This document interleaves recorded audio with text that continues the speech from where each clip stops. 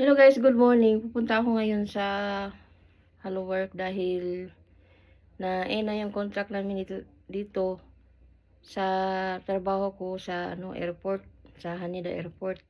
Kaya pupunta ako ngayon doon sana para mag-process ng yung matatanggap namin na pera para sa kung habang wala ka pang trabaho, may matatanggap kami galing sa Hello Work sa gobyerno dito sa Japan.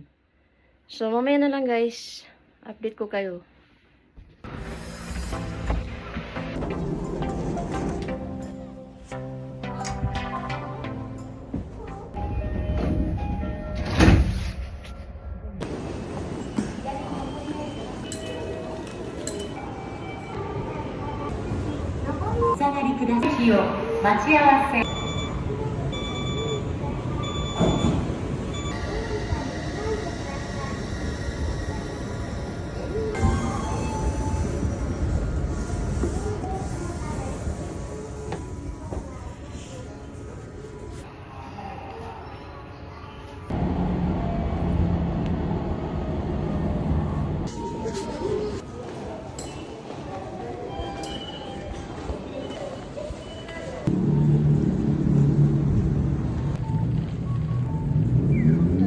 So guys, dito na tayo sa Honatsugi kung saan naka-base ang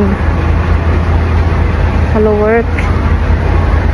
So yun ang pupuntahan ko guys para makapag-process ako ng yung matatanggap ko habang wala akong trabaho. So yun lang guys, i-update ko kayo guys.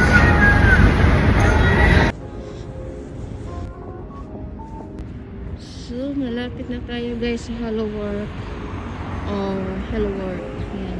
Ito yung palatandaan ko guys. Yung fire station na to. Dati na kasi ako nakaka-receive ng benefits galing sa Hello Work pag nawalan ka ng trabaho. So, yan. Update ko tayo guys mamaya. Ito pala yung mga papers ko guys na hindi na kami nirenew ng namin, employer namin. Ito yung kapakita ko sa Hello Work. So, dito na ako guys. Yan, nasa Hello Work na ako. Napasok na tayo at walang camera doon.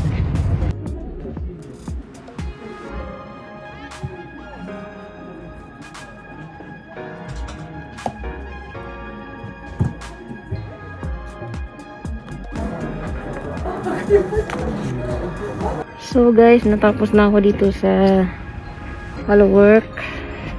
At ito yung natanggap na papel galing Hello Work. At yun nga guys, hiningi sa akin yung document na galing sa company namin. Dahil kung wala yun, hindi ako makakatanggap ng benefits. At kailangan babalik ako sa ito nakalagay February 27. So nga, pagbalik ko, pag nakumpleto ko yung requirements na hiningi nila, bibigyan na ako ng benefits mula sa Hello Work hanggang sa habang wala pa akong trabaho. Pag nakahanap na akong trabaho, yun, hindi na nila ako bibigyan. Siyempre, may trabaho ka na, diba? So, yun lang guys. Inano ko lang sa inyo guys kung gaano kaganda dito sa Japan. Kahit or pag tinanggal ka sa trabaho or hindi yung ikaw mag-quit ha, kung tinanggal ka lang dahil nga na yung kumpanya namin na hindi na pwedeng mga part-time doon at ang tinatanggap nila yung mga regular employees na lang. Kaso ayaw namin ng mga regular, kung tawagin ay shine, ayaw namin mag-shine, gusto namin part-time lang para hindi kami hawak sa leeg. Kasi pag shine ka, ang dami mong obligasyon, trabaho. Mas maganda talaga ang part-time dahil mas malaki talaga ang diferensya sa sahod. So, yun lang guys. At, ayan. Buti naman at nakapag-process na ako nito. Salamat sa Lord. Thank you Lord at na-process ko na kahit wala pa yung papers na dumating galing sa yung para ibigay sa Lord. So yun lang guys. At update ko na kayo guys sa susunod na video.